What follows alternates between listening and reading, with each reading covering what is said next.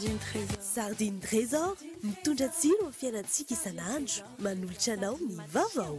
Sardine Trésor amin'ilay tiako be. La 4G Batelma vous présente Ny vaovao. Cahier Triomphe manolotra anao ny vaovao.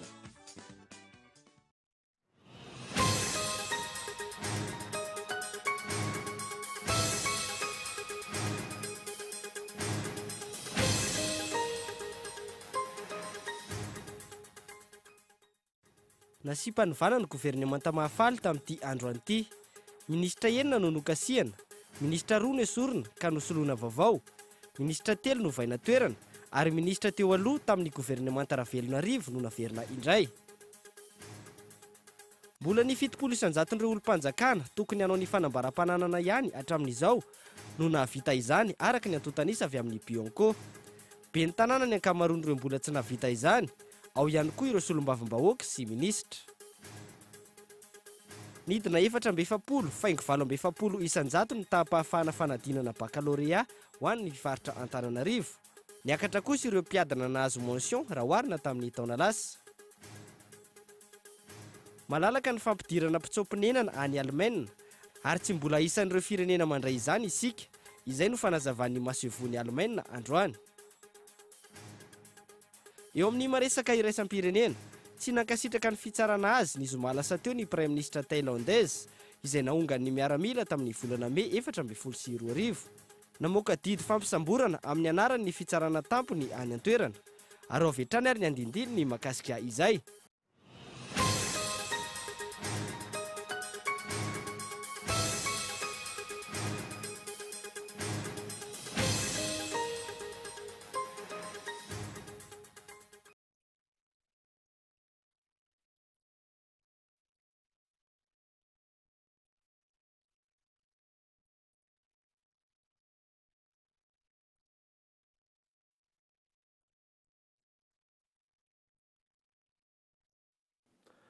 Finaritra tompoko lasy tompoko vavy manasanao ary hanaraka ny fampahalalam-baovao TV hatramin'ny farany anomboantsika ny vaovao dia nasipy ovana ny gouvernemanta mahafaly tamin'ity androany ity. Ministra enina no nokasiana tamin'izany, ministra roa no esorina ka nisoloana vaovao, ministra telo no vaina toerana ary ministra iray teo aloha tamin'ny gouvernemanta Ravelonarivo no naverina indray. Faradina. Nandritra ny herinandro maromaro izay no nandeha ny resaka fa tokony hovaina ny gouvernemanta mahafaly. Ny rahana mihitsy ireo solombavam-bahoaka manohana ny fitondrana nanao fanambarana an-gazety fa tokony hovaina io gouvernemanta io. Nandritra izay herinandro maromaro izay fa tokony hovaina hatrany amin'ny 20 isan-jato ny gouvernemanta no tokony hosoloina, indrindra fa ireo ministra tafiditra amin'ny raharaha Claudine Razaimamonjy, tahaka ny ministry ny fitsarana Charles Andriamseza, ny ministry ny postra sy ny fifandraisan-davitra, ny Patrick Rakotomamonjy, ny ministry ny fampianarana Paul Rabary, ny ministry ny fambolena sy ny fiompiana Rivo Rakotovao sy ny maro hafa. Tsy izay anefa no nitranga tamin'ity androany ity raha novakin'ny sekretera jeneralin'ny fiadidinan'ny Repoblika ny didim-pitondrana manala sy manendry ireo ministra. Tendrena mpikambana amin'ny gouvernemanta ho ministra eo anivon'ny fiadidinan'ny Repoblika miadidy ny tetikasa ny filoha Repoblika sy ny fanajariana amin'ny tany ary ny fampitaovana Andriamatoa Ramanantsoa Benjamin Ramarcel. Ho ministra Narambahiny Andriamatoa Rabarinjaka Henri. Ho mpitahiry Kasempanjakana ministra fitsarana Ramatoa Rasolo Elise Alexandrine. Ministra ny indostria sy ny fampiroboroboana ny sehatra tsy miakana Andriamatoa Tazafy Armand. Ministry ny varotra sy ny fanjifana Andriamatoa Nodimina Sabani. Ministry ny fitaterana sy ny famantarana ny toetrandro Andriamatoa Bebo Armisa Lalava. Toy izay zany ny fanovana izay mitranga eo anivon'ny gouvernemanta. Ny homariana angamba dia ny hoe misy amin'izy ireo no mifamindra mifanakaro andraikitra, misy kosa tena mandao ny gouvernemanta noho ny andraikitra izay oapetraketina azy indrindrandrindra moa zany anivelan'ny firenena. Araka izany no esorina tsy ho anatin'ny governemanta intsony i Narson Rafidy Manana, Béatrice Atala ary Charles André Amseza. I Tazafi Armand, Shabani Nourdine ary Benjamin Ramanantsoa kosa nafindra toerana fotsiny. Onim-baovao kosa ny ministry ny fitsarana Rasolo Elize. Ny nanaitra kosa tao anatin'ny fanambarana dia ny fanendrenan'ny Henri Rabarinjaka ho ministra raha toa ka efa hitam-bahoaka izao tsy fahombiazana tamin'ny fitantanan'ny orinasa-panjakana Air Madagascar. Mampametra-panontaniana ihany ny anton'izao fanovana ny governemanta izao. Inona indray ny tanjona kendrena ankoatra ny fanesorana azy ho ministra? Izy ve ny fanokafana fanady adiana ho an'ireo ministra tafiditra akaiky amin'ny raharaha Claudine Razaimamonjy tamin'ny fampandehanana azy nivoaka ny Madagasikara nandritra ny famotorana natao azy tany amin'ny chaîne pénale anti-corruption raha tsy laza fa tsy ny ministra ny fitsarana izay nesorina. Raha ny fanazavana azy moa dia mety omena toerana any amin'ny sehatra iraisam-pirenena tahaka ny toerana masivo ireo ministra nesorina ireo. Nanoizatsika ny vaovao kosa indray dia amp'izay ny gaboraraka amin'ny fampiasana an'ireo famantarana samihafa hita amin'ireo fiarakodia mifamoivozy eto amintsika. Io no FDB ny fitombita amin'ny filoham-pirenena namparitaka an-gazety farany teo fa iza tokoa ireo mpanarota fahefana eny an-dalambe ireo fanadiny Andro Larson. Tsy alahady tsy andro fety na misy fitohanana na tsy fa dia efa andavanandron-dra malagasy tao anatin'izay efa tony izay ny anjomara fampiasan'ireo manam-pahefana eny an-dalambe. Ny fiara misalotra Concorde sy ny girofara mitombo isan'andro. Miafiafy ireo tsy manana izany.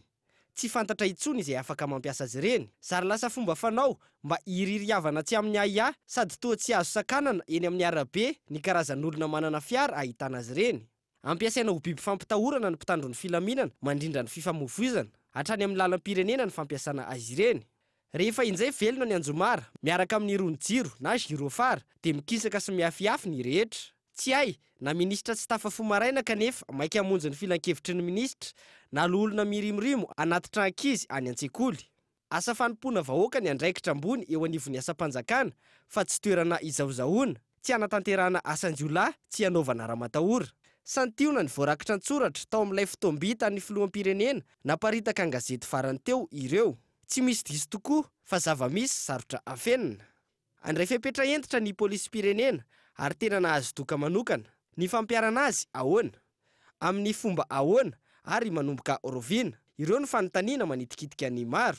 Tsy vao izao fa efa ela no nisy lalàna mifehy ireo manana fahefana manokana ampiasa ireo eny amin'ny fifamoivoizana. Tsy vao izao ihany koa no nandrenesana fa ho ampiarina ny lalàna momba izany. Hoy ity polisy iray misahana ny fifamoivoizana natony ny mpanao gazety izay ny angavy tsy aseho tarehy fa feo fotsiny ihany. Ny ninanamboarina ihany koa io feo io iarovana tanteraka azy. Tsy voazao mihitsy zany no ndrasahana ny hoe fampiarana ny lalàna amin'ireo fiara mampiasa amin'ny tsy tokony izy ireny Concorde, girofara. Misy zany hoe mampiasa karatra maha-olona manana andraikitra ambony azy eto amin'ny firenena. Efa ela zany. Ny fampiarana azy io no sarotra dia sarotra. Mikohatra zao ohatra ianao. Raha misy olona zao mitondra fiara 4x4 lehibe ireny ka sakananay ohatra dia zavatra ataony fotra eo resaka amin'ny telefônina izy. Zany hoe tena mandika lalàna tsotra izao fotsiny. Tsy indray mandeha na indroa fa tena matetika mahazo. Dia hoy izy ilay mpamilina ilay olo anatin'ilay 4x4 hoe meko anao zany no nisitra miresaka amiko ty. Misy ihany koa no miteny hoe mpanolotra ny filoha ka te resaka aminy ve ianao?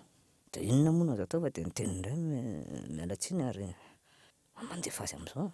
Fa iza tokoa no ahafantarana fa iza tokoa moa no miresaka aminy.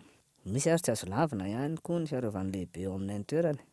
Misy zany ohatra raha tsona dia hoe miara sisana izy. Efa nisy mihitsy ao polisy nisana famoivoizana nahazo affectation. Any mitezaka be fa nanakana sy nanome contravention mpitsara. Dia mpitsara io nitarana tamin'ny lehibe anay dia nahazo affectation any mitezaka ilay namany. Ny olana tena hoe mampiahatra anay koa mampiakatra ny lalàna dia ny tsindry be dia be loatra avy amin'ireo olona ambony ireo. Vonona tsotra dia hoe ny fatsapan-tenan'izy ireo. Ireo ilay manam-pahefana ambony ireo no tiako lazaina amin'izany. Mila misikina fahasahiana ny mpitandron'ny filaminana misahana ny fifamoivoizana. Marina loatra fa ny fanontaniana napetraka izy ireo dia ny hoe ary mba iza no hiaro azy ireo? Ampy tokoa izay ny gaboraraka. Mbola ny fitopolo isanjaton'ireo olom-panjakana tokony hanao fanambaram-pananana ihany hatramin'izao no navita izany araka ny antotanisa avy amin'ny Bianco. Ben'ny tanàna ny ankamaroan'ireo mbola tsy navita izay fanambaram-pananana izay fa eo ihany koa ny solombavambahoaka sy ny minisitra fanadiny Mioramanitra. Nomen'ny Bianco hatramin'ny faran'ity volana aogositra ity indray ireo olom-panjakana mbola tsy navita nanao fanambaram-pananana. Raha tsy ahivina, efa inefatra no nisy fanemorana io feim-potoana io.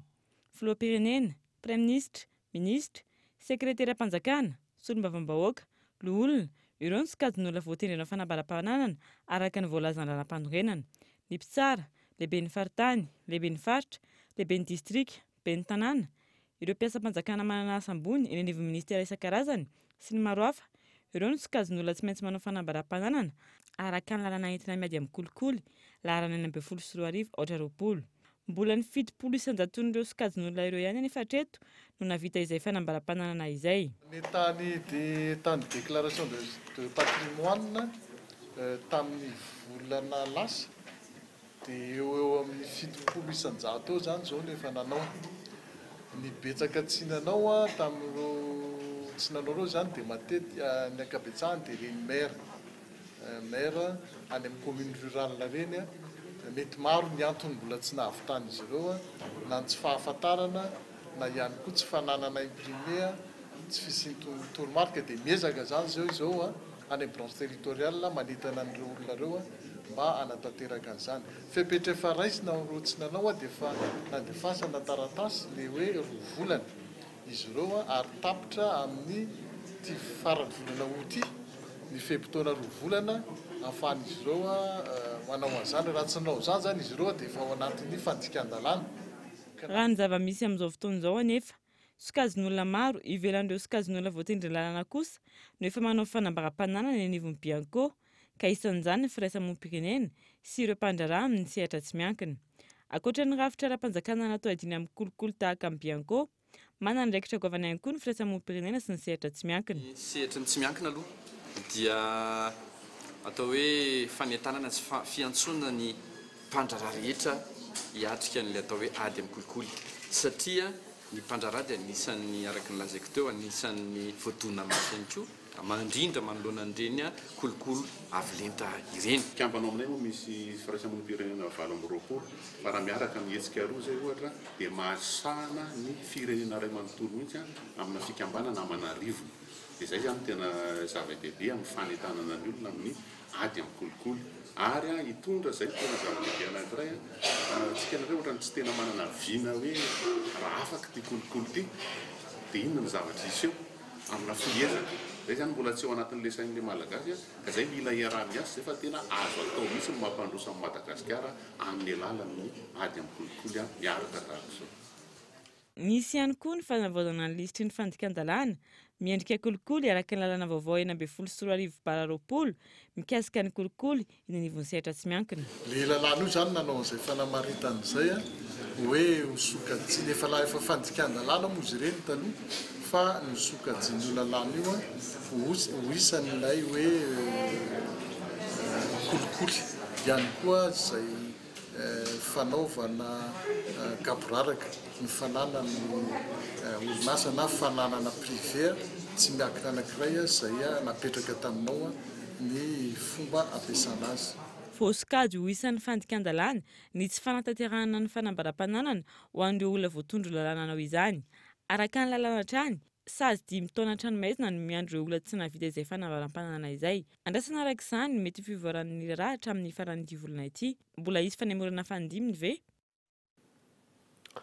Mbola mitohy hatrany ny fanadadiana mahakasika ny raharaha Claudine Razaimamonjy araka ny fanazavana nentin'ny taleparitra ny Bianco eto Antananarivo. Olona maro no mbola karohana sy anaovana fanadadiana. Mioramanitra. Olona maromaro hatramin'izao no mbola karohina mikasika ny raharaha Claudine Razaimamonjy. Efa mandeha ihany koa etsy ankilan'izay ny fanadadiana atao amin'ireo olona akaiky azy ny amin'ireo tsy fanaran-dalàna nataony. Kolikoly avolenta fanodikodinana volam-panjakana tamin'ny alalan'ireo subvention exceptionnelle. Eo ihany koa ny tsy fanaran-dalàna amin'ny fanaovana ny tsenam-barim-panjakana, ny famitsim-bola. Ireo no isan'ny antony hanenjehana Andramatoa Razaimamonjy Claudine. Mbola mitoy arak'izany ny fanadihadiana atao eny anivon'ny Bianco hatramin'izao. Ny raha izay efa vitanay fanadihadiana ka efa natolotra ny fitsarana dia efa anjaran'ny fitsarana izay mahajanona azy any am-ponja amin'izao fotoana izao dia efa anjaran'ny fitsarana ny manome an'iny.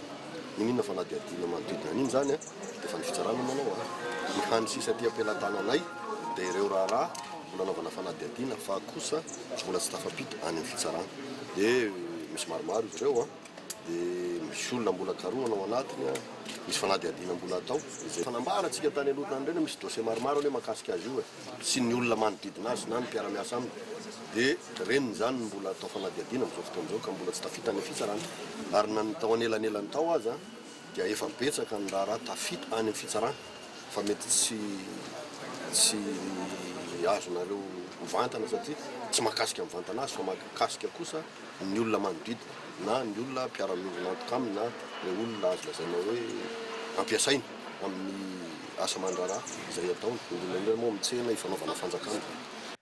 Manam-pahaizana manokana avy amin'ny Bianco no misana ny fanadihadiana sy ny fanaraha-maso rehetra.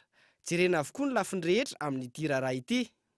Aloha zany dossier mahakasika azy na ny olona manodidina azy na ny mombamomba ny reny raharaha reny dia eo amin'ny 4 zay efa lasa ny fitsarana. Dia mbola misy ihany koa mbola eo an-dalam-panatanterahana ny fanadihadiana na eo am-pamaranana ny fanadihadiana mihitsy aza faraky volaza teo misy olona mbola karoa. Ino moa zany fandaliana izay tsy maintsy mbola atao ohatra zany amin'ny fampiasana manam-pahaizana manokana na expert dia tsy maintsy mbola miandry ny fandalinana manokana ataony manam-pahaizana manokana zany tsika zay vao afaka mandroso ny raharaha amin'izay rehefa tena masaka eo anakizay amin'ny fitsarana rehefa mandeha zany. Isan'ny niady mafy amin'ny tokony hanomezana fahaleovan'ny ny fitsarana ny teo anivon'ny SMM mikasika ity raharaha ity. Ankoatr'izay, firaisamonim-pirenena, olon-tsotra, mpandraharaha, mpanao politika samy mitaky ny fampiarana ny lalàna amin'ity raharaha ity.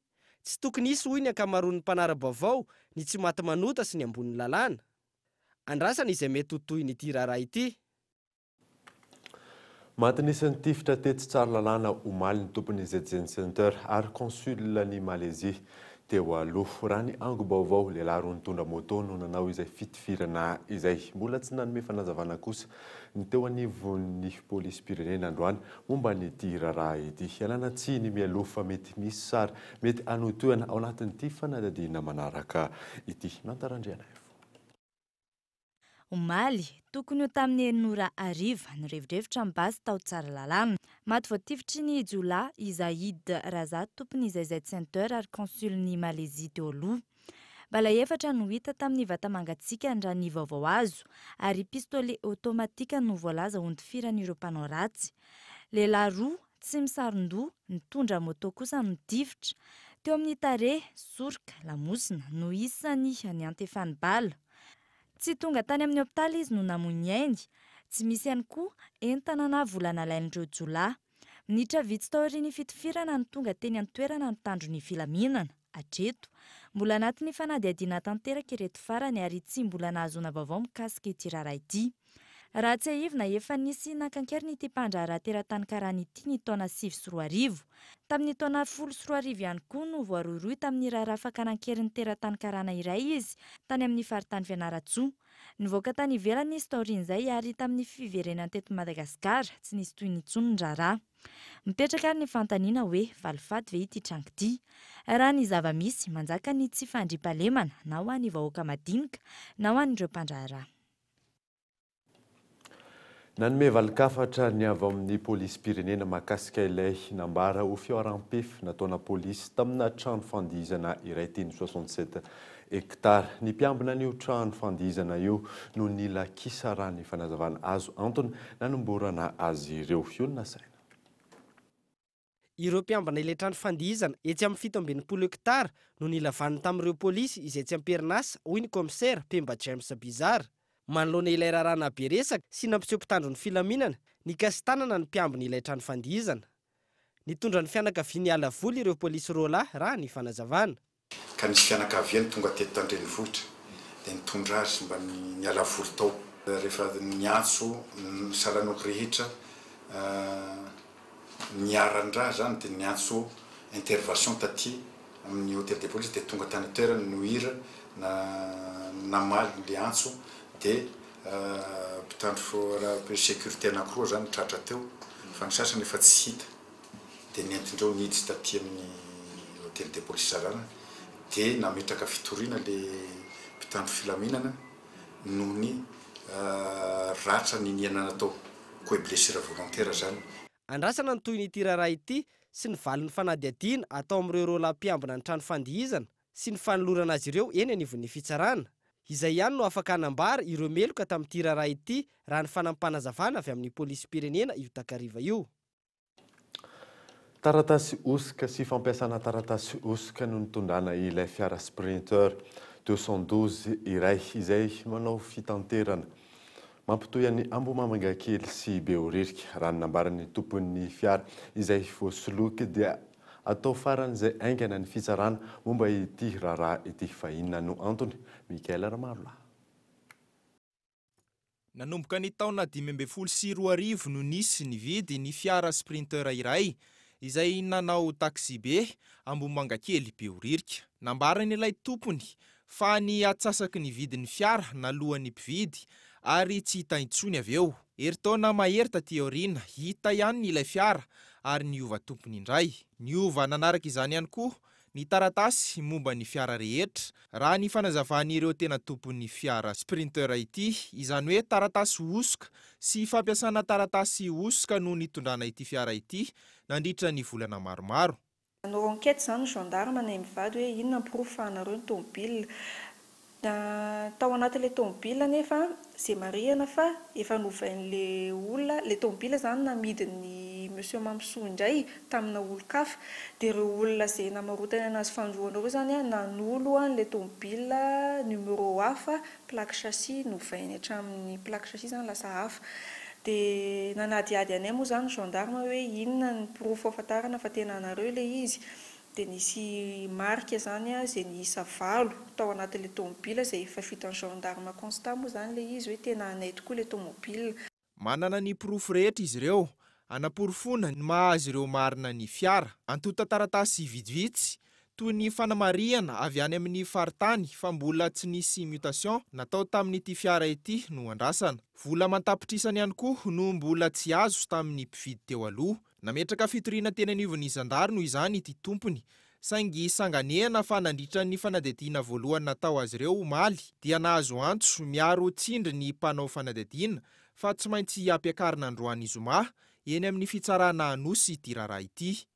Izay zany mbola nangataka tamin'ny gendarme hoe mbola angataka any amin'ny faritany amoaka anamarana tokoa fa tena mbola misoratra amiko ilay tomobile, mbola tsy tokony hiakatra ilay izy satria mbola voamaly arivana zany no atao enquête dia mbola betsaka zany taratasy mbola tsy voamanay. Dia tao amin'ny gendarme moa zany nanao ny asany ara-dalàna mazava tsara dia zareo ary mbola nahita hoe mbola tsy vonona tsy complet ny taratasy mipitory nefa zany dia noho le baiko ny ainga avy tany amin'ny fitsarana zany hoe tsy maintsy ampiakarina rapitso dia rapitso ny raharaha. Eny tompoko dia le izy moa zany natrehana fa le hanonona anarana sarotra. Hatreto aloha mbola tsy mazava ny antony nanafanganana ity raharaha ity eny amin'ny fitsarana. Iza ny tompona andraikitra nanao ny fanerena ampametraha-panontaniana ity milaza ho tompon'ny fiara izany rehetra izany. Ny fanadihadiana nefa mbola tsy mifarana fa vao miainga eny amin'ny Zandary saingy izao nahazo tsindry tsy maintsy ampiakatra ny raharaha androany izao. Miangavy ny tompona andraikitra eny anivon'ny fitsarana, itsara marina ity raharaha ity izao ny tompon'ny fiara nisy nisoloky sy nanao osika. Andrasana ny toan'ity raharaha ity. Lafim-baovao hafa kosa indray dia na olon-tsotra na mpisehatra amin'ny tontolon'ny internet maro no tsy mahalala ny atao hoe cybercriminalité eto Madagasikara raha ny fanadihadiana natao fomba iray entin'ny fitondrana ankehitriny anotoana ny fampitam-baovao izany fanadihadiana. Ny lalàna laharana 2014-006 sy ny laharana 2016-031 no mifeny cybercriminalité eto Madagasikara.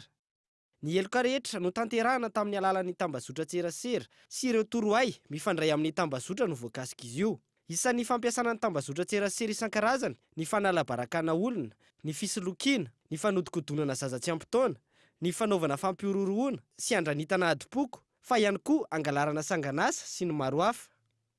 Raha ny fanadihadiana natao, maro amin'ny olom-pirenena no mbola tsy mahalala izany. De communication angambany tsy fantatra, ohatrany hoe resaka ohatrany hoe tsy fahazahoana midiffuser zavatra tsy maro fototra, tsy haiko tsara.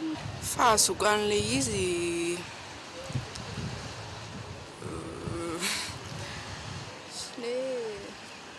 tsy hitako sy anazavana an'ilay izy. Amin'ny ankapobeny, amin'ny alalan'ny fampiasana solosaina no isehon'ny cybercriminalité. Any amin'ny cybercafé matetika no anaovan'ireo mpanao ratsy izany, antony mahasarotra ny fanenjehana azy ireny. Manoloana izay, samy manana ny fepetra raisiny ireo tompon'andraikitra amin'ny cyber. Ho anay manokana aloha izany dia sarotsarotra ihany aloha ny hoe surveillena an'ilay zavatra ho ataony satria miditra amin'ny vie privée an'ilay internaute izany ilay izy.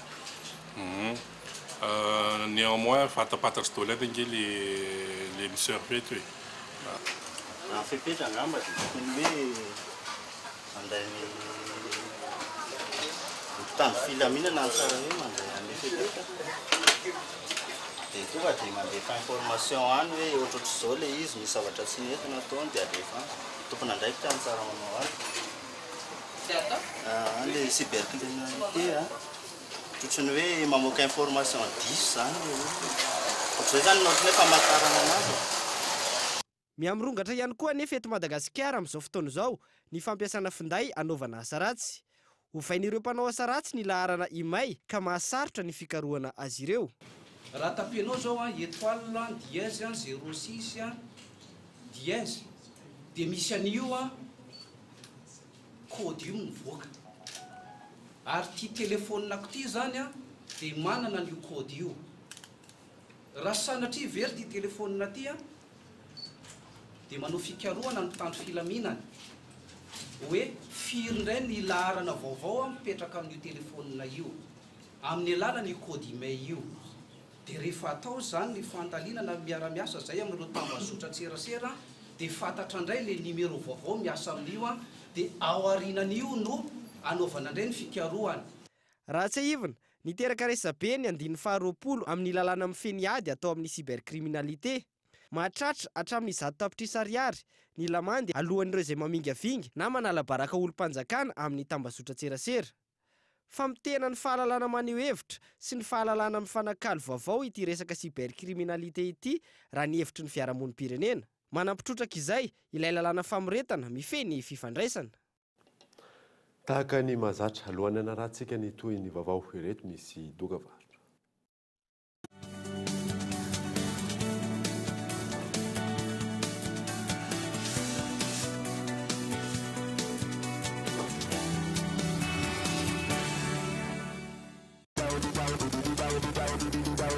Le 4Gen, c'est le premier smartphone 4G by Telma. L'unique réseau 4G de Madagascar. Avec son écran 5 pouces, capture tes moments forts en photo 8 mégapixels et en vidéo HD. Tes selfies seront sublimés avec ses 2 mégapixels et encore plus fun avec la reconnaissance faciale. Sois 4Gen avec le smartphone 4G by Telma. En ce moment, à 194 000 ariars seulement. Telma, numéro 1 des smartphones.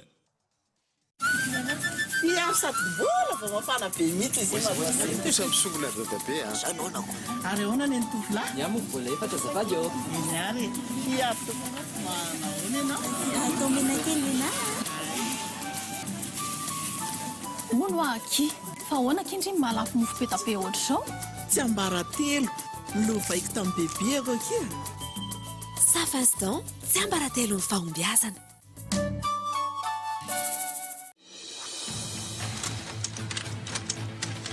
Madagascar Matin Hebdo, un journal d'investigation, d'analyse, avec ses reportages exclusifs, des dossiers inédits, les images chocs.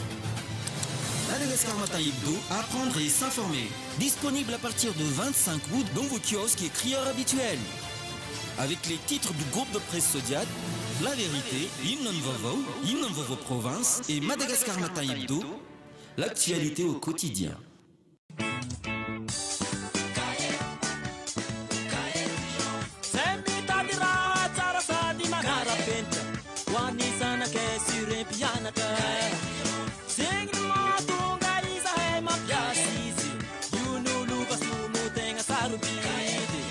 tegna mazava ty sady fampiasa andavanandro mampizoto mantentsy voly amy fahatsarany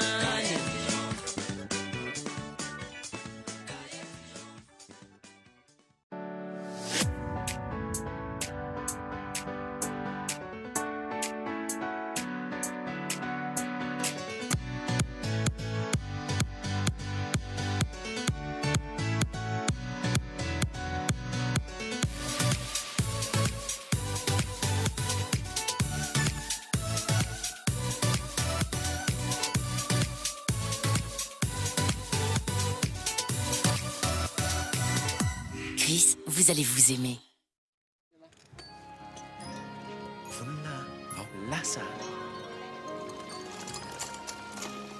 Parabole andray zao ny tena sura ny langagement ve sibila décodeur 0 ariary sura fa zay vao teny ivoaka ny sary sura oya oe sura idirana idura sura Sure.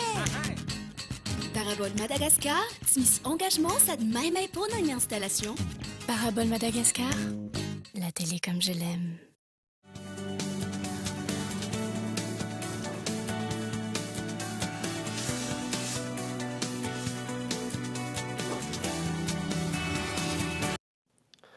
Miverina eto amin'ny fampalalam-baovao isika. Nidina efatra amby efapolo faingo valo amby efapolo isanjato ny tapahafahana amin'ny fanadinana baccalauréat ho an'ny faritra Antananarivo. Niakatra kosa ireo mpiadana nahazo ny mention raha oharina tamin'ny taona lasa. Narindra Randrianomanana. Nidina 5 isanjato ny tapahafahana tamin'ny fanadinana baccalauréat raha oharina tamin'ny taondasa. Efatra amby efapolo faingo valo isanjato izany tamin'ity taona ity, raha 7 amby efapolo faingo valopolo isanjato izany ny taona 2024. Tombo manarak'izay anefa ny fitombon'ireo mpiadina nahazo mention ho an'ireo mpiadina sendranay. Samy afaka amin'ny fanadinana baccalauréat avokoa izy ireo ary mikasa andalina lalam-piofanana izay miantraika mivantana amin'ny lafiny politika sy toe-karena eto Madagasikara. Eto raha somary tanisaintsika hoe ny nahazo mention zao tamin'ity nahazo mention assez bien zao total 5879, ny nahazo mention bien 767 ary nahazo mention très bien 54, total 6700 fa par rapport amin'ny tamin'ny taona lasa izy tany amin'ny 5000 mahery fa ny exactement le chiffre tsy dito.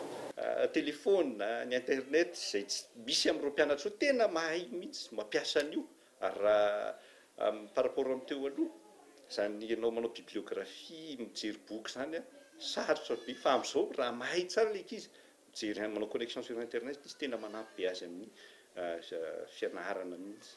Tamin'ny affichage tao am-pianarana fa tamin'ny gazety fotsiny eny fa tena faly be mihitsy. Mitantena be, efa fantatra ihany afaka fa mbola mitantena ihany satria mbola tsy mivony fa vady hatramin'izao dia mbola miandro daholo ny ankizy rehetrarehetra. Momba ny science politique sy ny leadership. Inona mahatonga indray intéressé momba an'izay thème izay? Satria hitako hoe izay zao no tena tsy ampy amin'ny tanora be dia be eto Madagasikara dia izay koa nefa ny ilain'ny tanora be dia be sady mbola tsy tena be mpanao nefa ny ary manankiray afaka hialana amin'ny situation actuelle amin'izao fotoana izao. Nitentena ihany aloha tamin'ny voalohany fa izao efa fantatro ihany dia tsy loatra. Fanadinana aloha hita hoe misy fanantenana ihany satria tsara be dia be natao be dia be tsara moa zany. Gestion de ressources humaines moa zany tiako atao fa mitantana société dia mijery olona miasa zany. Tonga atao am-pianarana zany tena lesy dia hitany hoe tsy dia saturé le izy aty Antananarivo dia liana koa zay. Tetena be fa efa hita tamin'ny gazety le izy dia efa mba soulagé kely. Fisika fa ny vavahady ao am-pianarana fa mbola miandry eny ao mbola tsy tonga le izy. Satria ohatrany tiako le za zany teo lasa mpanao lalàna ohatraohatran'izay satria tia manaja tiako izany manaja izy. Nisedra olana ny fiobe fanadinana tetsy amin'ny Jules Ferry Faravohitra ny maraina teo no nifantaran'ny famoahana ny valim-panadinana. Efa nahita ny valin'izany anefa ireo mpiadana tamin'ny alalan'ny gazety voatokana amin'ny famoahana izany. Roa arivo ny vidiny dia nanomboka tamin'ny enina izay no mivarotra. Be da be no mivarotra dia misarazara izay. Dia izay atao Faravohitra tamin'ny Jules Ferry dia vao 100 izay. Nanomboka tamin'iny izay vara dia 100 izay lafinay. moa zany a olo le resaka dispatchinina na résultat amin'le indraindray mitratra ny embouteillage ny andalana fa efa nanomboka tamin'ny maraina dia efa naterina daholo zay le hoe résultat ho an'ireo candidat. Mariana fa ny taranja siantifika no tena nanahirana ny mpiadina sokajy A raha ny taranja littéraire ho an'ny mpiadina sokajy C sy ny D. Miisa 70 sy 3 sy 3 alina izany ireo mpiadina vaovao nahazo ny mari-pahaizana baccalauréat. Ho an'ny fianarana ankabeny 570 faingo 750 isan-jato ny tapahafahana ho an'ny sokajy A1, 370 faingo 770 isan-jato ho an'ny sokajy A2, 930 450 isan-jato ho an'ny sokajy C, 730 750 isan-jato ho an'ny sokajy D, ary ho an'ny fampianarana teknika 790 350 isan-jato ny tapahafahana tamin'ny taona ity. Malalaka kosa ny fampidirana ny mpitsopinenana any Allemagne hatreto. Izay no fanazavan'ny masivoan'ny Allemagne miasa sy monina eto Madagasikara. Mahakasika neto amintsika kosa indray raha ny fanazavana hatrany. Tsy mbola isan'ireo firenena mandray ny mpitsopinenana isika. Michel Aranarzo. Any Allemagne, malalaka ny fampidirana ireo mpitsoponenana na ny antsoina hoe migrant, mandidina ny iray tapitrisa isan-taona ireo mpitsoponenana mangataka hiditra ao Allemagne. 7 alina sy 2 hetsy ireo tafiditra ny taona 12 sy 2000, raha toa ka iray faingo iray tapitrisa ny taona 12 sy 2000. 930 isan-jato amin'izany no avy any Syria, 740 isan-jato avy any Afghanistan, 340 isan-jato avy any Irak. Raha ny fanazavan'ny masiovon'ny Allemagne miasa eto Madagasikara, hatreto mbola mitohy ny fampidirana malalaka ireo mpitsoponenana any an-toerana saingy misy ihany ny sivana. L'Allemagne est ouverte pour tous les migrants, tous les réfugiés. Misokatra ho an'ireo mpitsoponenana rehetra io Allemagne, indrindra ho an'ireo izay tsy maintsy mifindra noho ny ady sy resaka politika. Ho an'ireo izay mifindra noho ny tombontsoa ara-toe-karena kosa indray dia misy ihany koa ny sivana ataon'ny Allemagne. Misy ny samihafana arak'izany ny mpitsoponenana politika sy ara-toe-karena. Alors c'est nécessaire que vous repartiez dans vos pays. Mikasika ny Madagasikara kosa indray, raha ny fanazavana hatrany, tsy mbola isan'ireo firenena mandray mpitsoponenana hatreto na eo azy ireo feu mandeha amin'izany. Au vrai dire, je suis pas informé sur ça. Hatreto aloha, tsy mbola anisan'ny andray ireo mpitsoponenana maro mangataka ho an'ny Allemagne Madagasikara. Formation, c'est tout à fait prête. Raha tsy ahivina ny mikasika ny sehatra sosialy toy ny fampianarana, ny fambolena, ny fanananasa no tena iompana ny fifandraisana ara-diplomatika ny Madagasikara sy Allemagne. Lafim-baovao hafa tanteraka kosa indray dia maniry eny rehetra eny saingy mila fikarakarana ny volovoana-tsindrana raha toka ifitorana ny famokarana azy. Fosikajy ho isan'ny fruit de luxe ny voana-tsindrana izay 2 ny kapoaka amin'ny fahavokarany. Vezoro Rafaly. Maniry eny rehetra eny ny voana-tsindrana na pokpok. Mahatonga ny fanidrina lazaina amin'ny teny vahiny hoe plante sauvage. Azo ifitorana tanteraka nefa ny famokarana azy ka ilana fikarakarana manokana. Mamokatra mandavan-taona ihany koa ny voana-tsindrana. Zany tsy karakaraina. Maniriliry azy mety hoan'ny vorona izy ohatra dia mikakay iny vorona dia latsaka iny an-tany iny dia maniry. Dia iny atao hoe pokpok sauvage. Fa raha ny tena marina ambolena ohatran'ny zavatra hoanina rehetra. Misy paipaika daholo zany zavatra rehetra ohatran'ny mamboly frizio ihany. Dia hoe mamboly azy ianao amin'izao zao dia décalenao ohatra hoe tous les 2 mois izao dia tanko anao mandritra ny taona. Tsy asiana zezi-bazaha io. Raha misy zezi-bazaha dia mivaky. Amin'izao fotoana izao, fosikajy ho isan'ny fruit de luxe ny voana-tsindrana. Fruit de luxe zany amin'ny goût-ny aloha. Goût de qualité. Tsy tambosana manta izy mbola ao anatin'ny mavomavo tsara. Lehibe ohatran'ny kanety io zao raha jerevanao zao io dia io zao no tena fruit de luxe aminy. Vidiny karakaraky io zao raha ny tena marina zao raha ny kapoaka fotsim-bary reny zao 10 000 ny kapoaka. Malalaka tanteraka ny sehatry ny famokarana pokpok eto amintsika izay azo ahodina ho lasa vokatra azo ondrana toy ny confiture na pâte de fruits. Tany fasipasihana sy mandolava no ilainy. Raha ny fanadihadiana natao, tsy natao ho an'ny tantsaha rehetra nefa ny fahafahana manondrana ny vokatra noho ny antony samihafa, isan'izany ny tsy fanamorana, ny dingana arana sy ny tsy fisian'ny fanampiana tosika ireo tantsaha. Antioxydant, vitamine C, anisan'ny akora hita betsaka ao anatin'ny voana-tsindrana. 520 sy 300 kaloria no azo avy amin'ny fihinanana 20 grama. eo ihany koa ny filazana amin'ny torohevitra ara-pahasalamana fa miaro amin'ny diabeta sy ny homamiadana ity voankazo ity.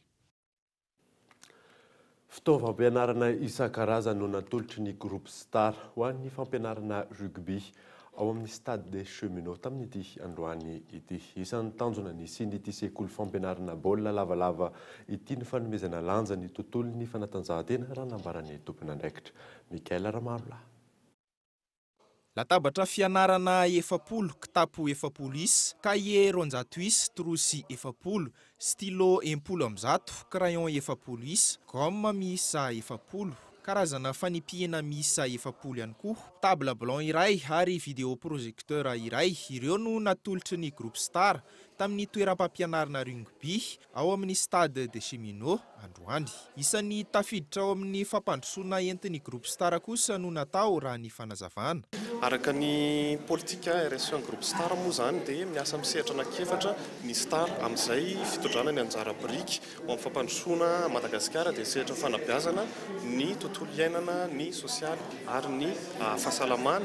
Dia ity tetikasa izay nangatahany stade des cheminots fiara-miasa teo amin'ny groupe Star ity dia tafiditra ao anatin'ny sehatra ny fanabeazana. Dia tsy nisalasala ny Star rehefa nandray ny dossier nandalo ny évaluation rehetra namaly ny fiara-miasa dia nanolotra ireo kit scolaire sy ny fitaovana. Anamafisana ireo ekipa hiatrika ny lalao goavana kosa no mety ho ataon'ireo mpianatra aorian'ny fampianarana raha ny fanazavana trany. Dia mameno avy hatrany an'ireo ekipa senior ireo zany ireo ankizy ireo raha vao mivoaka atao amin'ny école, izany hoe omena ny base rehetrarehetra sy izay tokony hoainy izany atao anatin'ny école de rugby. Tamin'ity taona 2017 ity no nitsangana ny sekoly fampianarana baolina lavalava raha ho an'ny eto anivon'ny stade des cheminots. Misy 100 ireo mpianatra izay miparitaka amin'ny fokontany manodidina. Isan'ny fampirisihana ireo ankizy amin'ny fianarana no natao raha ny fanazavana trany. Tontolon'ny rally kosa indray dia nanomboka androany dingana faha-efatra ny rally amin'ity taom-pilalaovana ity dia ny rally TMF izany épreuve spéciale 20 km mahery no nanomboana izany. Hakim Kolor.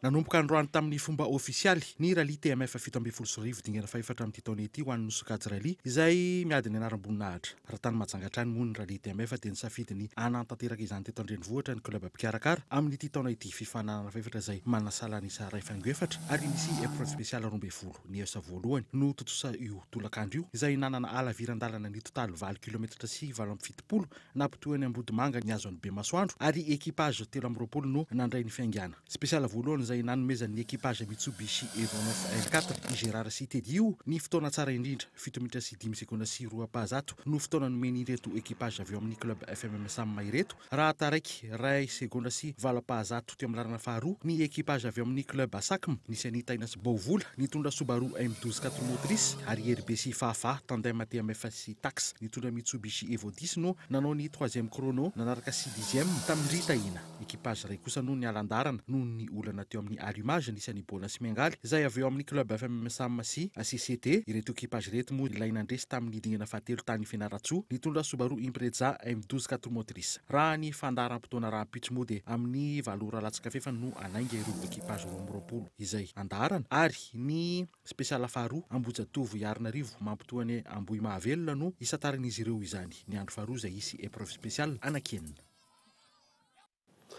Maresaka iraisam-pirenena kosa indray dia tsy nanatrika ny fitsarana azy ny Zuma lasa teo ny Prime Ministre thaïlandaise izay nahonga ny miaramila tamin'ny volana May taona 2014 namoaka didy fisamborana amin'ny anarany ny fitsarana tampony any an-toerana. Fanadina eo amin'ny sariny France 24. Mangotraka indray ny ao Thaïlande amin'izao fotoana izao. Tsy nanatrika ny fitsarana azy ny Zuma lasa teo ny Prime Ministre teo aloha. I Prime Ministre io izay ahina hiara-ny fanagadrana mandritra ny 10 taona. Namoaka didy fampisamborana avy hatrany ny fitsarana tampony any an-toerana na dia tsy fantatra mazava ary ny toerana misy azy. Nilaza ny mpisolo vava io Prime Ministre teo aloha io fa marary ny tenany ary mangataka ny anemorana ny famoahana ny didy. Tsy mino izany nefa ny fitsarana any an-toerana ka nandray fanapahan-kevitra ny amoaka didy fampisamborana raha ny nambarany ny mpitsara Chep Chulamon tamin'ny mpanao gazety. Raha tsy aivana, efa nanambara i Inglung Shinawatra fa tsy hitsoaka any ivelany tahaka ny nataony ny anadainy Taksin tamin'ny taona 20 sy 20. io anadahany io izay efa praiminisitra teo aloha ihany koa saingy nisafidy ny tsomponenana any ivelany noho ny fivoahan'ny didim-pitsarana ho nanao kolokolo sy manameloka azy 2 taona an-tranomaizina. Fitsarana izay nolazainy Taksin ho misy ambadika politika. Raha tsy aivana, tamin'ny fiandohan'ny volana aogositra lasa teo, nilaza ny praiminisitra teo aloha Inglong Shinawatra fa misy ambadika politika io fitsarana io, indrindra taorian'ny nanonganany miaramila azy sy ny governemantany tamin'ny taona 2014. Ahina ho misy tetika fanadiovana ny fianakaviana Shinawatra izay fianakaviana matanjaka ao Thailande sy nandresatrana nandritra ireo fifidianana ny sesy nanomboka ny taona 2014. Tatoato nanambara ireo mpandinika politika ao Thailande fa tsy mahaleo tena ny fitsarana ary tsy hanameloka ny praiminisitra teo aloha, saingy mety ampiova zavatra io tsy nanatrehany ny fitsarana azy io. Alohan'ny sarana tavernanao ireo vaovao nisongadina tamin'ity alina ity nasy-piovana ny gouvernement tamahafaly tamin'ity androany ity. Ministera enina no nikasihana tamin'izay. Ministra 2 no esorina ka nisoloana vaovao, ministra 3 no vaina toerana ary ministra teo aloha tamin'ny gouvernement Ravelonarivo no naverina indray. Nidina ny tahapahafahana fanadinana baccalauréat ho an'ny faritra Antananarivo tamin'ity taona ity. Niakatra kosa ireo mpiadana nahazo ny mention raha oharina tamin'ny taona lasa. Ary farany moa dia malalaka ny fampidirana ny mpitsopinenana any Allemagne ary tsy mbola isan'ireo firenena mandray izany isika eto Madagasikara. Izay ny fanazavan'ny masivoan'ny Allemagne monina miasa eto Madagasikara tamin'ity androany ity. Dia izay mamarana ny vaovao tamin'ity androany ity, ankasitrany ianao nanaraka izany. Soava-miona daholo tompoko.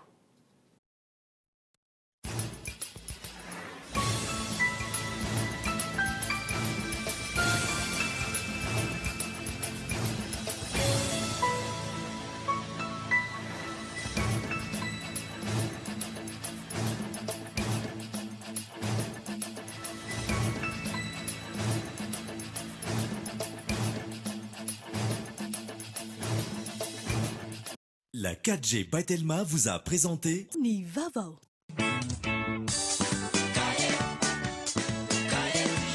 Narainao teo ny fampalalam-bavao miaraka tamin'ny Cahier Triomphe. Bonjour. Bonjour. Narainao teo ny vaovao miaraka tamin'ny Bonjour. Juantsika jiaby.